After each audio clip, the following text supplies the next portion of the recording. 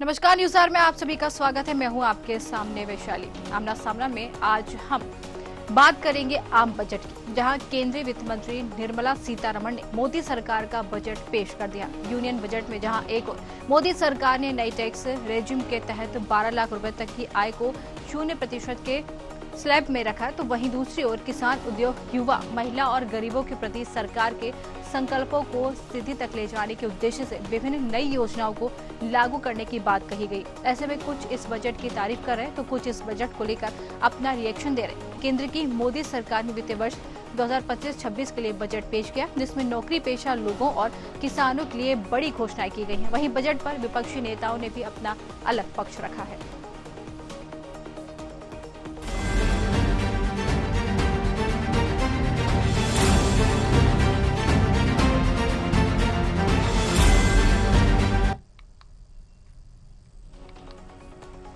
MP Congress अध्यक्ष जीतू पटवारी ने केंद्र सरकार और बीजेपी पर निशाना साधते हुए कहा कि देश का किसान पहले से ही बदहाल स्थिति में, लेकिन फिर भी इस बजट में किसानों के लिए कोई ठोस योजना नहीं बनाई गई। बेरोजगारी लगातार बढ़ रही, युवा रोजगार की तलाश में भटक रहे, लेकिन सरकार उन्हें कोई अवसर देने के बजाय केवल आंकड़ों की बाजीगरी कह रही है। साथ ही कहा कि ये बजट उद्योगपतियों को फायदा पहुंचाने वाला है, जबकि गरीब और मध्यम वर्ग को इसमें कोई भी राहत नहीं दी गई। महंगाई चरम पर है, अनावश्यक वस्तुएं आम आदमी की पहुंच से बाहर होती जा रही, लेकिन सरकार ने इस दिशा में कोई भी ठोस कदम नहीं उठाया है।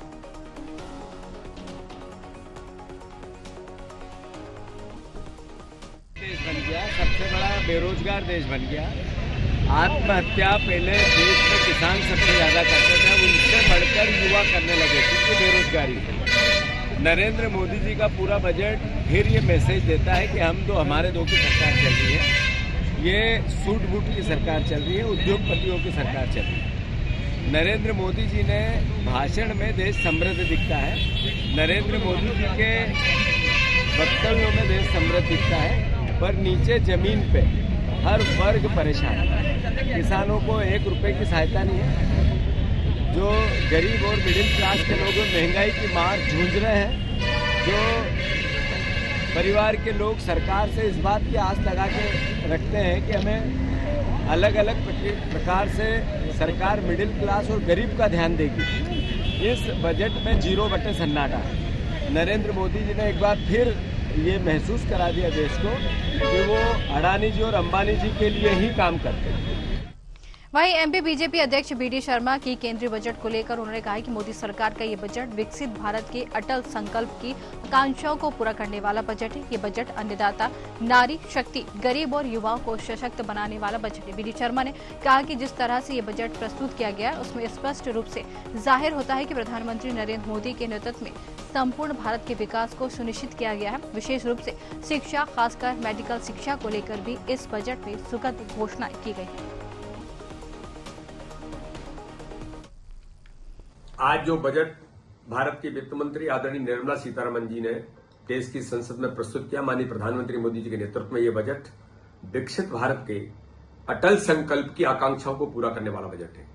इस बजट के माध्यम से हमारे गरीब, अन्नदाता, नारी शक्ति और हमारे नौजवानों को सशक्त और सक्षम बनाने वाला बजट है।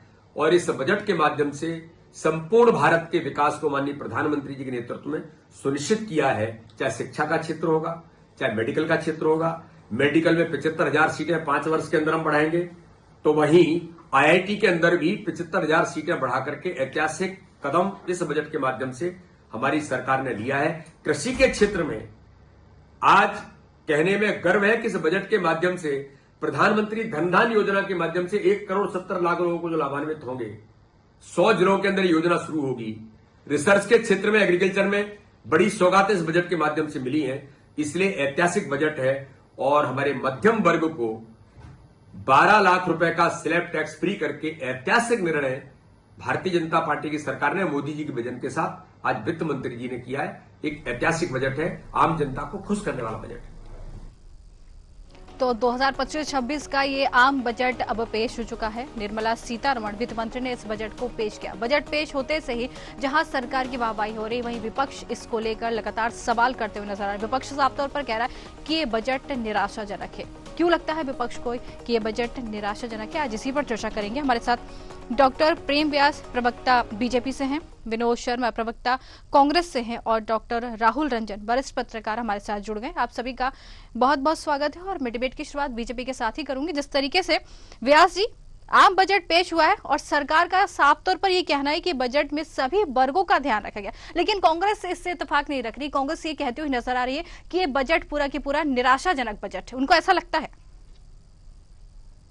देखिए, मैं आदरणीय प्रदेश अध्यक्ष जी की बाइट भी सुन रहा था। उन्होंने जब अपना उद्बोधन दिया तो उसमें कई सारे ऐसे सेक्टर्स का नाम लिया जिसका ऑलरेडी इस बजट के अंदर जिनको लाभान्वित करने के लिए बहुत सारी चीजें डाली है। अगर वह मध्यम वर्गीय परिवार की बात करते हैं तो सैलरीड पर्सन लगभग जो टैक्स के रेजिम्स में फ्री करा है वो 12,75,000 का है। मतलब अगर मानेंगे तो 80,000 रुपए उन लोगों को फायदा होगा, जो एक मध्यम वर्गीय परिवार के निश्चित रूप से आय का स्रोत बनेगा और वही पैसा जब मार्केट में आएगा तो कंजप्शन रेट बढ़ेंगे। और मुझे लगता है कि जो देखना नहीं चाहते, जो समझना नहीं चाहते और जिनके खुद के बजट आप बताइए 6 लाख, 4 लाख, 5 लाख, 1.5 लाख से स्टार्ट हुआ था, लेकिन कभी भी क्षमता नहीं थी कि 12 लाख तक उसको पहुंचाए। दूसरा, टीडीएस के लिए हमने 10 लाख निर्धारित करा है, लेकिन वे प्रदर्शित नहीं, देखना नहीं चाहते। दूसरा, सीनियर सिटीजन के लिए उसमें 50 से 1 लाख तक की सीमा रखी है। दूसरा, जो आम जनता से जुड़ी चीजें हैं जैसे इलेक्ट्रॉनिक्स मार्केट, एलईडी हो गया, एलसीडी हो गया, बैटरी हो गया, मोबाइल हो गया, ये एक मध्यम वर्गीय परिवार की आवश्यकताओं में सम्मिलित होता है। इनके रेट्स में जो है फ्लक्चुएशन में कम करा है। दूसरा, जो आईटी में दंड होते थे लगभग 100 ऐसे नियम थे, उसको भारतीय न्याय संहिता के माध्यम से खत्म करने का प्रयास प्रारंभ कर दिया।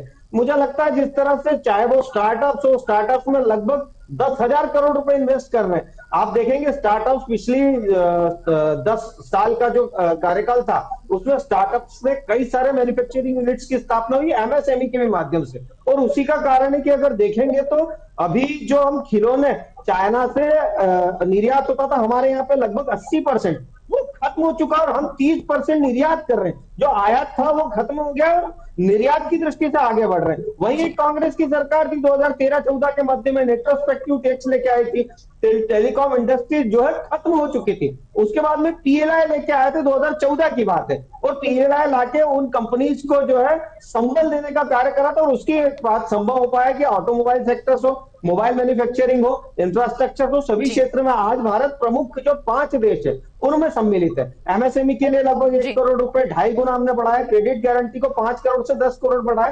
तो निश्चित रूप से सभी वर्गों का विकास है। विकास को सुनिश्चित, सुरक्षित, समावेशी बनाया गया है। निजी निवेश को बढ़ाया गया है। मध्यम वर्गीय परिवार की कैपेसिटीज कैसे बढ़े इसको भी ध्यान में रखा है। और जो हम कहते हैं हम ज्ञान के साथ है, गरीब, युवा, महिला शक्ति, मध्यम वर्गीय परिवार, नारी शक्ति और अन्नदाता, तो इन चारों वर्गों का इसमें विशेष ध्यान रखा गया है। मुझे लगता है कि इससे अच्छा बजट विकसित भारत के संकल्पों को पूरा करने के लिए बन नहीं सकता। बिल्कुल कह सकते हैं कि सभी वर्गों को ध्यान में रखकर ये बजट बनाया गया। चलिए कांग्रेस से प्रतिक्रिया लेते हैं। विनोद शर्मा जी हमारे साथ जुड़े हैं। विनोद जी, बीजेपी तो अपने बजट को आम वर्गों को ध्यान में रखकर बनाया हुआ बजट बता रही, सरकार की वाहवाही हो रही, लेकिन आप इससे इत्तेफाक क्यों नहीं रख रहे हैं? आपको ये निराशाजनक बजट क्यों लग रहा है? देखिए, सबसे पहले आपको नमस्कार। और हमारे साथियों में भारतीय जनता पार्टी बड़े बड़े सपने दिखा देगी कि लगेगा कि अपना हकीकत कब कैसे बदलेगी। आपको बताओ, इनसे पूछिए, ये लहरी सरकार का जो बजट जी, ऐसा लगा था कि इस बजट में निर्मला सीतारमण जी कुछ अच्छा पेश करेंगी, और वही पुराना कट काफी पेश इंजना बजट। आप ये बताओ, किसान ये सोच के बैठे थे और हम भी यही सोच के बैठे थे इस बार किसानों को एक अच्छा एमएसपी मिल जाएगा, किसानों को क्रेडिट फैसिलिटी नहीं देते, किसानों को एमएसपी की गारंटी थी। पर ये बजट को ले जाकर के, चूंकि बिहार का चुनाव होना और मधुबनी सारी पहन के वो बिहार क्यों लेके चलिए। मैं बहुत ज्यादा न बोलूं, मैं इतने बोल दूं कि मध्य प्रदेश में 29 सांसद भाजपा के हैं। आप मध्य प्रदेश को क्या मिला? आप सोचिए, प्रधानमंत्री आवास योजना का इन्हीं का बजट 2024-25 में 30,171 करोड़ का था, और आज इस 25-26 बजट में उसका हमने कटौती करके 13,000 करोड़ कर दिया। ग्रामीण आवास योजना में 54,500 करोड़ इन्हीं ने पिछले वर्ष दिया था, आज हम 25,000 करोड़ में चले आए। आप ये बताइए, नरेंद्र मोदी जी ने अपने भाषणों में ये कहते हैं कि अब जो है चप्पल पहनने वाला व्यक्ति भी हवाई जहाज की यात्रा से चलेगा। जी। और आप सोचिए कि मुंबई से लंदन का किराया क्या है, 32,000 रुपए, और मुंबई से प्रयागराज का किराया कितना है, 75,000 रुपए। मुझे ऐसा लगा था इस बजट में अपना रुपया मजबूत होगा और डॉलर तो आज मोदी जी की उम्र को पार कर गया, उसको ये कम करेंगे। पर ये झुलझुला वाला बजट सिर्फ और सिर्फ लुभावना कि कम से कम ये अच्छी अच्छी बातें कर सके, हकीकत में कुछ नहीं है। वो तो धन्य हो आप मुझे लगा था कि ये 5 किलो जो अनाज 80 करोड़ लोगों को दे रहे हैं, जिसको मैं अपनी इस तरह बताती हूँ, आज हमारा 80 करोड़ लोग 5 किलो अनाज पे निर्भर है। हमारे डॉक्टर मनमोहन सिंह ने 35 करोड़ लोगों को इसी तरह से पार निकाला था, और ये आज कहाँ पहुंचा देंगे देश को। इस प्रकार का जो बजट, सिर्फ हम दो हमारे दो का बजट है, अंबानी और अडानी के लिए बजट को प्रस्तुत करते हैं। और आप ये मानिए, बिल्कुल मैं आप अगले साल भी आएगा, एक साल में आप देखना कि इस बजट से तो कितनी निराशा होगी। आज हमारा सोना जो मंगलसूत्र हमारी महिलाएं बहन सब 80,000 पार कर गया है, उससे क्या होगा। इस बजट से बहुत निराशावादी बजट है। न महंगाई कम होना है, न युवाओं को रोजगार मिलना है, सिर्फ और सिर्फ कुछ चुनिंदा उद्योगपतियों का फायदा होगा। और मैं मान सकता हूं कि भारतीय जनता पार्टी से जुड़े और उनके लोग ऐसे झूठे वादे बोलेंगे, जनता का कोई फायदा नहीं होने वाला। मैडम ठीक है, इसका जवाब हम लेंगे बीजेपी से, लेकिन डॉक्टर राहुल रंजन वरिष्ठ पत्रकार वो भी हमारे साथ जुड़े हैं। रंजन जी, जिस तरीके से ज्ञान पर पूरी तरीके से ध्यान दिया गया है, मिडिल क्लास पर भी मेहरबानी की गई है, लेकिन फिर भी कह सकते हैं विपक्ष आखिर इस पर हैरान क्यों है, ये बताइए। देखिए वैशाली जी, बजट पे चर्चा इतने कम समय में तो हो नहीं सकती जी। अब दूसरी चीज क्या है कि पक्ष और विपक्ष की बात करें तो जिनकी सरकार सत्ता में होती है जी, और सरकार जो बजट प्रस्तुत करती है वो उनके लिए तो बेहतर होता है।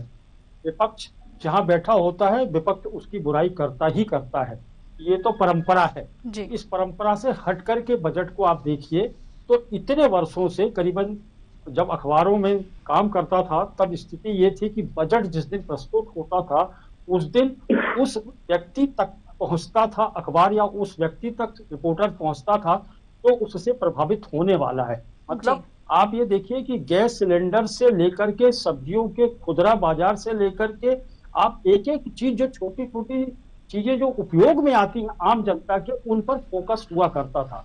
लेकिन आज ये देखिए कि बजट आता है और बजट कब चला जाता है और कब प्रस्तुत हो जाता है, इसका आम जन से कोई लेना देना बचा नहीं।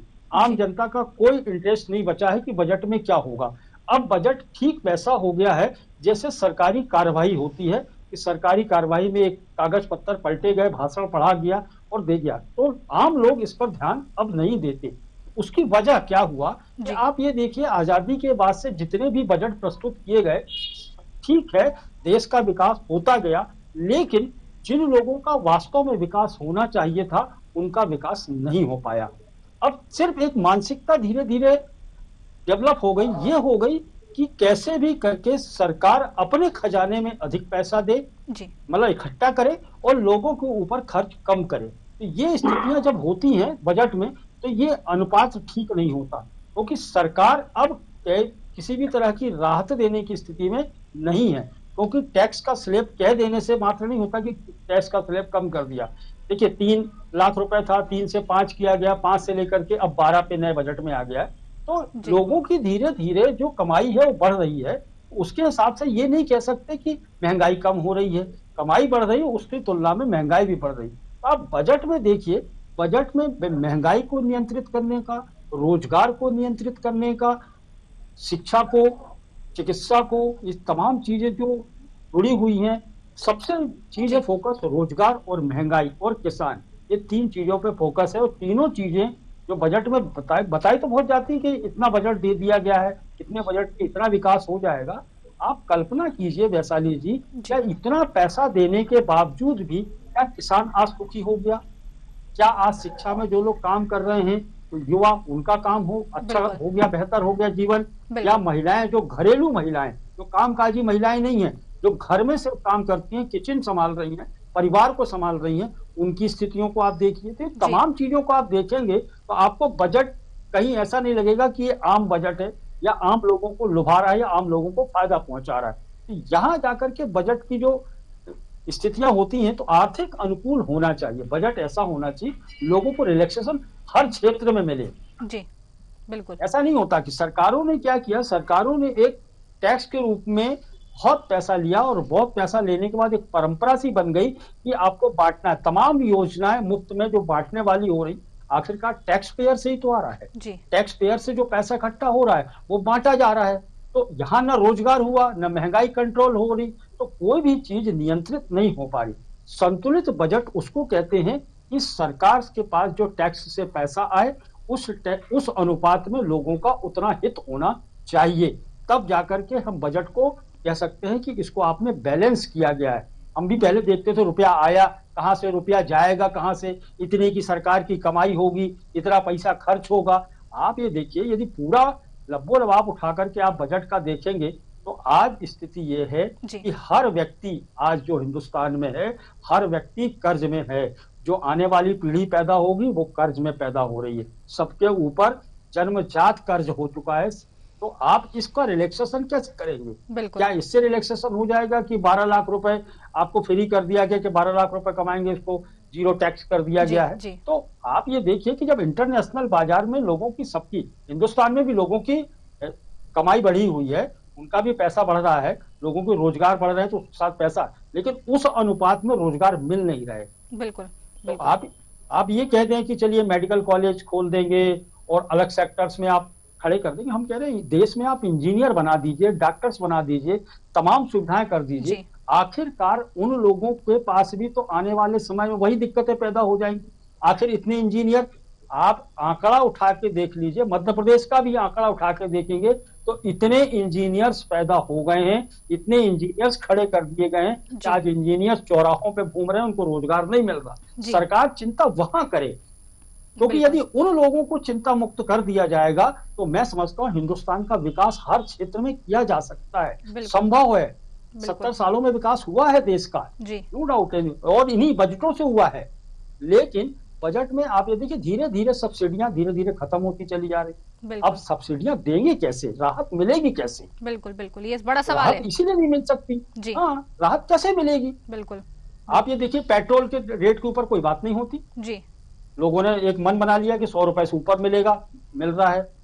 तो आप कुछ चीजों को तो नियंत्रित कीजिए, बाजार को तो नियंत्रित कीजिए, खुदरा बाजार को नियंत्रित कीजिए। बिल्कुल, ये मांग भी की जा रही थी कि पेट्रोल को जीएसटी फ्री किया जाए, कहाँ जीएसटी के दायरे में किया जाए। देखिए कहाँ हो रहा है, बिल्कुल, कई बार मांग उठ चुकी ना, बहुत सारी चीजें। आज आप ये देखिए जीएसटी में भी खेल है। जीएसटी, एक जीएसटी सेंट्रल में चलती है, स्टेट भी अलग चलता है। आप किसी को छोटी सी होटल में जाकर के खाना खा लीजिए, आपको जीएसटी 2 मिलेगी उसके ऊपर, और सब में अलग अलग है जी। एक रसगुल्ला खा लीजिए तो मावे पे जीएसटी अलग है, शक्कर की जीएसटी अलग है, मतलब चाशनी अलग से लो, चाशनी पे अलग से है, मावे पे अलग से है। आप ये अंदाजा लगाइए कि मतलब आदमी करेगा क्या? बिल्कुल, एक स्लैब तो होना चाहिए कि चलिए ठीक है, आपने पेन खरीदी है तो पेन पे 5 रुपए की जीएसटी लगेगी, नहीं जी। पेन में रिफिल डली है उस पे 5% है, पेन अकेला उस पे 7% है। तो ऐसा नहीं चलता ना कि स्याही अलग है, कलम अलग है, पेन अलग है। तो सबकी जीएसटी, एक सेंट्रल जीएसटी, इसकी बार बार बात हो रही, इस पर चर्चा नहीं हुई बजट में। ये चीजें, जो चीजें डिमांड हो रही है, वर्षों से की जा रही, उसको तो सरकार नियंत्रित कर सकती है, उसके हाथ में है। ये कह देने मात्र से कि हमने किसानों के लिए बहुत कुछ कर दिया, बिल्कुल, बेरोजगारों के लिए बहुत कर दिया। मैं भी देख रहा था बजट में, तो 23 लाख युवाओं को रोजगार मिलेगा। 23 लाख लोगों को, युवाओं को किस सेक्टर में मिलेगा? निवेश बढ़ गया। बता दीजिए कि हिंदुस्तान के अंदर कितनी इंडस्ट्री, आप मध्य प्रदेश को उठा के देख लीजिए, मध्य प्रदेश में निवेश हुआ, आज बहुत सालों से निवेश हो रहा है, कितनी इंडस्ट्री खड़ी हो गई, कितने रोजगार मिल गए। बिल्कुल, ये जान लेते हैं। आप फोकस देखिए ना। जी जी, पहले क्या होता था बताएं, पहले क्या होता था कि हर राज्य देखता था अपना हिस्सा बजट में, मध्य प्रदेश का कितना हिस्सा है मैं ये भी जानना चाहता हूँ थोड़ा। जी बिल्कुल, जान लेते हैं। ये बीजेपी की तरफ ही रुक करेंगे। व्यास जी हमारे साथ जुड़े। व्यास जी, बिल्कुल सवाल उठ रहा है, जैसे आपने सुना सवाल उठ रहा है मध्य प्रदेश का हिस्सा, वो भी जानना चाहते हैं। देखिए, मैं तीनों चीजों के जवाब दे देता हूँ। इन्होंने कहा कि कितने जॉब जो है सर्जन हुआ है जी। आदरणीय निर्मला सीतारमण जी ने पटल पर खड़े होकर कहा था कि 11 करोड़ ईपीएफओ खाते पूर्व में हुआ करते थे 2014 से पहले। अभी है लगभग 27 करोड़, मतलब 16 करोड़ जॉब्स का निर्माण हुआ है। वो लोग ईपीएफओ भर रहे हैं, मतलब जॉब्स क्रिएट हुए हैं। एमएसएमई की संख्या देखेंगे तो एमएसएमई 1 करोड़ के आसपास, उसके बाद में स्टार्टअप्स की संख्या देखेंगे तो 10,000 करोड़ रुपए भी स्टार्टअप्स को दे रहे हैं। एक स्टार्टअप जब बनता है तो लगभग 10,000 लोगों को जॉब्स मिलती है। तो छोटा सेक्टर हो या बड़ा सेक्टर हो, सशक्तिकरण के लिए कार्य करना। और दूसरा जो आपने कहा कि डीबीटी के माध्यम से अगर पैसा जाता है किसी के भी अकाउंट में, हमने इसीलिए सुनिश्चित विकास को प्रदान करा है। जैसे पहले 50 करोड़ खातों का निर्माण करा, उस समय भी कांग्रेस के मित्र पूछते थे क्या संभव है कि 50 करोड़ खाते खुलेंगे, खोले गए, उनको सशक्तिकरण प्रदान करा, डीबीटी के माध्यम से डायरेक्ट पैसा भेजा और उससे पैसा मार्केट में रोटेट हुआ। अब मेरी दूसरी चीज सुनिए कि आरबीआई का जो महंगाई का इन्फ्लेशन रेट है वो 4 से 6% है। मुझे आदरणीय पता है कि पिछले 10 सालों में 6% क्रॉस करा है क्या? उसके बाद में हमारा ग्रोथ रेट जो आज आईएमएफ और वर्ल्ड बैंक अप्रूव कर रहा है वो 6.5 है। आप बताइए ऐसा कौन सा देश है जिसका ग्रोथ रेट 6.5 हो? आपने 2004 से 2014 के मध्य की बात करी, वहां पर जो इन्फ्लेशन था वो 2 डिजिट में था। अभी हमारा इन्फ्लेशन कंट्रोल्ड है टोटली। दूसरा ये है कि हमारी कैपेसिटीज बढ़ी है। आज 300 से 400 लाख करोड़ का हमारा जो है बजट हो चुका है। हम 5वीं पोजीशन पर और 3री पोजीशन के लिए हम लोग कार्य कर रहे हैं। दूसरा जो किसानों के लिए मक्के से इथेनॉल बनाने की जो यूनिट्स का रूपांतरण करा था, ये पूर्व से करा। उसके बाद 2.18 लाख करोड़ का फायदा किसानों को हुआ। अभी हमने कुछ 2 दिन पहले ही बजट आने के पहले 2 घोषणा करी, जिसमें 8 रुपए कमीशन लागू करने की बात हो या रूपांतरण इकाइयों से इथेनॉल के 2 रुपए रेट्स बढ़ाने की बात हो। और इसके पूर्व में भी आप देखेंगे कि पीएलआई स्कीम जब लागू की गई थी तो उसके बाद आज भारत की परिस्थिति ऑटोमोबाइल सेक्टर्स में प्रथम 5 है, मोबाइल मैन्युफैक्चरिंग में प्रथम 5 है। तो ये कोई तो लोग होंगे ना। मोबाइल मैन्युफैक्चरिंग अगर एप्पल 25% भारत में कर रहा है तो क्या यहाँ रोजगारों का सर्जन नहीं हुआ? ऑटोमोबाइल सेक्टर्स में मैं सिर्फ इंदौर की बात कर रहा हूँ, पीथमपुर क्षेत्र में आयसर जैसी कंपनी रिकॉर्डेड है 90,000 व्हीकल्स पर ईयर बना रही है। तो क्या वहां पर रोजगारों का सर्जन नहीं हो रहा है? हमने लगभग इंदौर की बात करेंगे तो 3 आईटी पार्क्स का निर्माण हुआ है। मेडिकल सीट्स की बात करेंगे तो लगभग 25 नए मेडिकल कॉलेज बने। आपका जो प्रश्न है निश्चित रूप से, इसीलिए लगभग शिवराज जी के समय 2 लाख जॉब्स का सर्जन हुआ था। यह संभव नहीं है कि गवर्नमेंट जॉब सभी को दी जाए, इसीलिए प्राइवेट सेक्टर्स को भी उतना ही मजबूती के साथ आगे बढ़ा रहे हैं। इंफ्रास्ट्रक्चर में जो स्पेंड करने वाला आज भारत प्रथम देश है।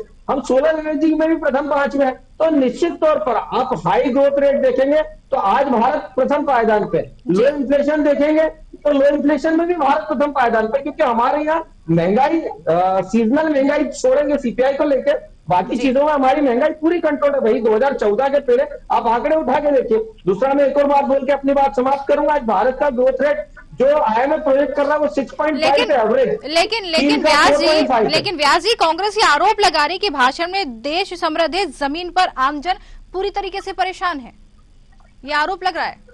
नहीं, इसीलिए तो मैंने कहा वैशाली जी कि आप महंगाई का इन्फ्लेशन दर देखिए 2014 से 2024 के मध्य में, और उसके बाद में व्यक्ति किस तरह से प्रदर्शित करेगा, वोटों के रूप में प्रदर्शित करेगा। अगर भारतीय जनता पार्टी के लगभग 20 राज्यों में संबंधित सरकार है तो इसका मतलब जनता किए गए कार्यों से प्रसन्न है। और उसका बाद में आंकड़ा भी मैंने आपको दिया है कि पहले 11 करोड़ ईपीएफओ खाते होते थे, अभी 27 crore. Automobile sectors, mobile manufacturing sectors, green energy, solar energy, infrastructure में इन्वेस्ट करने वाली हम प्रथम स्टेट है। आज देखिए रक्षा जो होते थे संयंत्र, वो हम पहले बाजार से खरीदते थे, आज 22,000 करोड़ रुपए हम निर्यात कर रहे हैं। और ये आदरणीय पटल पे दिया हुआ स्टेटमेंट है, तो इस पर अगर झूठ हो तो आप विशेष का आरोप लगा दीजिए। दूसरा आपने घरों की बात करी तो निश्चित रूप से मध्य प्रदेश में घर बने। कमलनाथ जी की सरकार के समय तो ये तक नहीं पता था, 2 लाख घरों के पैसे वापस दे दिए थे क्योंकि पता नहीं था कि कहाँ हो सकता है। वहीं अभी देखिए कि जितने केंद्र द्वारा परियोजना चलाई जा रही है उसमें से लगभग 9 से 10 ऐसी योजना है जिसको A1 की कैटेगरी में शामिल किया गया है। इसलिए प्रदेश की बात हो या केंद्रीय नेतृत्व की बात हो, हमने दोनों तरफ काम करा। और इसीलिए मैंने, आप अगर स्टार्टअप में भी अभी जब हमने देखा तो लगभग 60 से 70% महिलाओं का स्टार्टअप में योगदान, लेकिन उसके बाद ST महिलाओं के लिए हमने अलग से 2 करोड़ ऋण की बात करी है। तो निश्चित रूप से समावेशी विकास की बात हो, ज्ञान की बात हो और धरातल पर आकर विकास करने की बात हो, तीनों क्षेत्रों में चारों वर्ग के लिए भारतीय जनता पार्टी ने योजनाएं बनाई और निश्चित रूप से विकसित भारत के संकल्पों को पूरा करने के लिए हम अग्रसर हो रहे हैं, 3rd पोजीशन पर होंगे। चलिए ठीक है, इसका जवाब हम ले लेते हैं। कांग्रेस से हमारे साथ जुड़े हुए विनोद शर्मा जी, यहाँ पर बीजेपी जो सराह रही है बजट जो पेश हुआ, आम बजट जो पेश हुआ है उसको बीजेपी सराह रही है, साथ ही लोग भी इसकी प्रशंसा कर रहे हैं, लेकिन आप आरोप लगा रहे हैं, ये कहते हुए नजर आ रहे हैं कांग्रेस पार्टी की उद्योगपतियों को बढ़ावा देने के लिए, उद्योगपतियों को फायदा पहुंचाने के लिए इस बजट को बनाया गया है। आपको ऐसा क्यों लगता है कि इससे उद्योगपतियों को फायदा पहुंचेगा? वैशाली जी, मैं आरोप नहीं लगा रहा जी, ये धरातल की है। आप याद करो 2014 से 2014 से पहले जी, अभी आप इन्होंने बोला कि हम सरकारी नौकरी नहीं दे सकते। नरेंद्र मोदी जी ने वादा किया था कि मैं प्रतिवर्ष 2 करोड़ लोगों को रोजगार दूंगा। क्या हुए क्या? तब तो वादा उनके थे। फिर आप सुनिए, 2014 का बजट आप याद करोगे, जिसको अरुण जेटली ने कहा था 2014 के बजट में इन्होंने कहा था 2022 आते आते भारत देश में कोई व्यक्ति बीपीएल के नीचे नहीं रहेगा। आज हम 80 करोड़ लोग, भारत देश के करोड़ लोग 5 किलो अनाज पर निर्भर है। मैं आपको बताऊं वैशाली जी, केंद्र सरकार कर्ज लेकर तारीफ खा रही है। देश पर इतना कर्ज है कि इनकी जो कुल आय है उसकी 20% राशि ब्याज में चली जाएगी। ये बात करते हैं, ये बजट किसान विरोधी है, युवा विरोधी है। जो बात कर रहे हैं इसमें आपने किसानों की नस्ती करना दी। आपको मैं बताऊं, यह बजट टोटल कारपोरेट सेक्टर के लिए बनाया गया है, ना इसमें गरीब का कल्याण होना है, ना कोई गरीब की कोई एक प्रकार की ऐसी कोई योजना नहीं है कि हम भारत देश के 80 करोड़ लोगों को बीपीएल से पैसे निकालेंगे। इनके पास ये प्रस्ताव होना चाहिए। आपको बताओ कि भारत देश गरीब और गरीब होगा, अमीर और अमीर होता जाएगा। ये बजट ये बता क्यों सकते, क्योंकि ये बहुत अच्छे से बचता है, बोलते अच्छा है। अब आप याद करें, ये क्योंकि बोल करके भूल जाते हैं। यही मोदी जी 2 करोड़ लोगों को रोजगार की बात की थी ना, यही मोदी जी ने बोला था 2022 का मोदी था 2022 में बोला था कि भारत देश में गरीब बीपीएल के नीचे लोग नहीं रह जाएंगे। आज 2025 आ गया, आज भी भारत देश 80 करोड़ आपकी निर्भर है। ये 20 करोड़ की बात कर रहे हैं, ये बड़े बड़े सपने दिखाए। मैंने आपको बताया ना, मैं देश को बताना चाहता हूँ, उन्होंने सपने दिखाएंगे कि हवाई चप्पल पहनने वाला भी व्यक्ति हवाई जहाज में चलेगा और उसका किराया कितना होगा? 75,000 रुपए। 75,000 रुपए किराया है मुंबई से लेकर प्रयागराज का, और 32,000 में आप लंदन पहुंच जाओगे। ये इनके झूठे वादे, कोरे वादे, लुभावने वादे, और जनता को जितने गुमराह कर सकते हैं करेंगे। इनको ये बता रहे सरकार, ये सरकार नई सरकार है, 400 से 240 जुड़ गए हैं, कोई बात नहीं। हम लड़ेंगे, हम सत्ता के लिए लड़ रहे हैं, हम सत्य के लिए लड़ रहे हैं। और आपको बताऊं वैशाली जी, एक शब्द में, जो व्यक्ति अन्न खाता, अन्न मतलब अनाज खाता है, उस अनाज खाने वाले व्यक्ति के लिए ये बजट निराशा। ठीक है, ठीक हो सकता बल्ले बल्ले हो जी। ठीक है, कुछ कहना चाह रहे थे प्रेम व्यास जी, आप कुछ कहना भी चाह रहे थे? जी, मैंने सबसे पहले ही ईपीएफओ खाते की जानकारी दी कि लगभग 11 करोड़ हुआ करते थे, 27 करोड़ मतलब 16 करोड़ लोग जॉब से जुड़े हैं ना, तो तभी तो ईपीएफओ भर रहे हैं। सबसे पहले ही स्टेटमेंट मेरा ये था। आप कह रहे हैं कि हमारी बात से, मैंने कहा कि जो जनसंख्या होती है उसका 1 से 2% अनुपात, ये किसी की भी सरकार में और किसी भी देश में हो, सरकारी जॉब में होता है, ये तो सत्यता है। अब इस पर प्रश्न कहां से उठाएंगे? दूसरा, मैंने ईपीएफओ की बात करी, स्टार्टअप्स की बात करी, एमएसएमई की बात करी, जो अलग अलग सेक्टर्स होते हैं जॉब के, उन सबको डेवलप कराए। और उसके बाद हमने कहा कि inflation is in totally control, ये आरबीआई कह रहा है। और दूसरा, ग्रोथ रेट इज सबसे ज्यादा है, मतलब हर देश से ज्यादा है। मैंने दोनों चीजों को आंकड़े के साथ में प्रस्तुत करा, इसीलिए श्रीमान से निवेदन करूंगा एक बार मेरा पूरा वक्तव्य सुने। ठीक है, चलिए, पत्रकार जी हमारे साथ जुड़े हुए हैं राहुल रंजन जी। राहुल जी, दावा किया जा रहा है कि वित्त मंत्री के पिटारे से मध्य प्रदेश को बड़ी सौगात मिली है। मध्य प्रदेश में बुनियादी ढांचे, सड़क, परिवहन, जल निकासी में तेजी आएगी। देखिए वैशाली जी, हर प्रदेश को कुछ न कुछ बजट में मिलता है जी, और इसका प्रतिफल और इसका जो देखने को मिलता है वो लंबा समय लगता है जी। लेकिन सबसे बड़ी बात ये होती है बजट में जो मुद्दे, मतलब आप कहते हैं पार्टी विशेष को छोड़ दूं मैं, तो सिर्फ एक जन सामान्य की बात करूं तो जन सामान्य में ये आता है कि आखिरकार हमारा घरेलू बजट किस तरीके से तहस नहस हुआ है या कंट्रोल में हुआ है, इसके ऊपर चिंता की जाती है सबसे अधिक। क्योंकि बजट को लेकर के या बजट की लेकर जो समझ होती है महिलाओं की सबसे अधिक होती है, क्योंकि पैसे को लेकर के, लेन देन को लेकर के जितनी समझ महिलाओं की होती है उससे अधिक समझ किसी और की हो नहीं सकती। तो महिलाएं जो घर संभालती हैं, यदि घर संभल गया, सरकारों ने यदि घर संभाल लिया, आपको घरेलू आवश्यकता, मतलब जो थाली में आपको परसा जाता है, खाने को जो सुकून से मिलता है, यदि आपकी घरेलू थाली सस्ती हो गई तो सरकार का विकास आसानी से हो सकता है। लेकिन दिनों दिन हर बजट में जो जी। घरेलू थाली है वो महंगी होती चली जा रही। जब घर महंगा हो जाएगा, खाना महंगा हो जाएगा, तो आप विकास की कल्पना नहीं कर सकते। आप बिल्कुल। लंबे पुल बना दीजिए, लंबी सड़कें बना दीजिए, सब चीज कर दीजिए। आम आदमी को क्या चाहिए? छोटी मोटी यात्राएं करता है, सुकून से रोजगार चाहता है, बिल्कुल। सुकून से दाल रोटी खाना चाहता है। लेकिन आज देख लीजिए, दाल और रोटी दोनों की तुलना आप करके देख लीजिए कि बिल्कुल। कहाँ गई। दाल खाने को नसीब नहीं हो रही लोगों को। लंबे लंबे पुलों पे बात कर रहे हैं, लंबी सड़कों को लेकर के बात कर रहे हैं। आप यदि सड़कों की कह देंगे तो जी। सड़कें अच्छी बन गई। मैं बिल्कुल। मानता हूं कि हर प्रदेश की सड़कें अच्छी बनी है, मध्य प्रदेश की सड़कें अच्छी बन गई, लेकिन आप उनके ऊपर चल के तो देख लीजिए। जितना पैसा यहाँ से भोपाल से इंदौर तक का किराया लगता है, उससे ज्यादा तो टोल टैक्स पे चला जाता है। जी। सरकार को उन चीजों, आखिर आप आम जनता की जेब से ही तो जा रहा है। बिल्कुल। तो आम जनता को रिलैक्स कहाँ हुआ? आम जनता को रिलैक्स जब तक नहीं होगा, आप बजट में लंबे लंबे वादे कर दीजिए, उससे कुछ होता नहीं। आंकड़े प्रस्तुत किए जा सकते हैं कि ये हो बिल्कुल। जाएगा, निवेश हो जाएगा, इंडस्ट्री लग जाएगी, सड़कें बन जाएंगी, विमान चल जाएंगे, तो आप बिल्कुल। ये तमाम चीजें कर दीजिए। आप ये देखिए, सामान्य लोगों की बातें, सामान्य सी बातें। जी। सॉरी, आप दाल देख लीजिए, तुअर की दाल लोगों ने खाना बंद कर दिया। मैं सामान्य सी बजट की बात कर रहा हूँ, बिल्कुल। 120 रुपए केजी है। बिल्कुल। आप बिल्कुल। ये उसी तुलना में देख लीजिए, आप गेहूं की बात देखिए, लोगों ने गेहूं खरीदना बंद कर दिया। आटा लेते हैं, 25 किलो की बोरी 800 रुपए की आती है।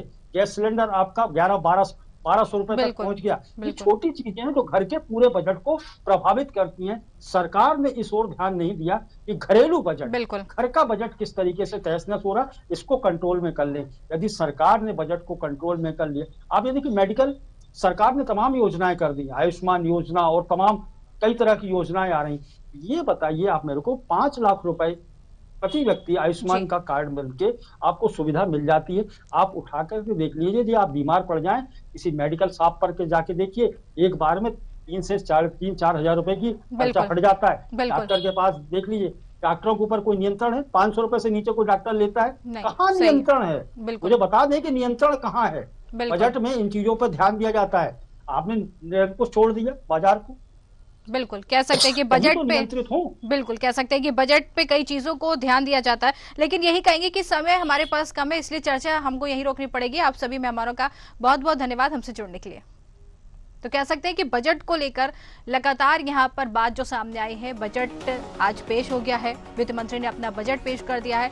सरकार इस बजट को अच्छा बजट बता रही है, लोग इस बजट को सराह रहे हैं, लेकिन विपक्ष इस पर पूरी तरीके से नाराजगी दिखा रहा है। विपक्ष कह रहा है कि इसमें किसी का ध्यान नहीं रखा गया, जबकि सरकार ये कहती हुई नजर आ रही है कि विपक्ष की बातें कोरी है, हर वर्गों को ध्यान में रखकर ये बजट बनाया गया, लेकिन विपक्ष इससे इत्तेफाक नहीं रखता। तो हमारे खास कार्यक्रम आमना सामना में आज के लिए फिलहाल इतना ही। नमस्कार।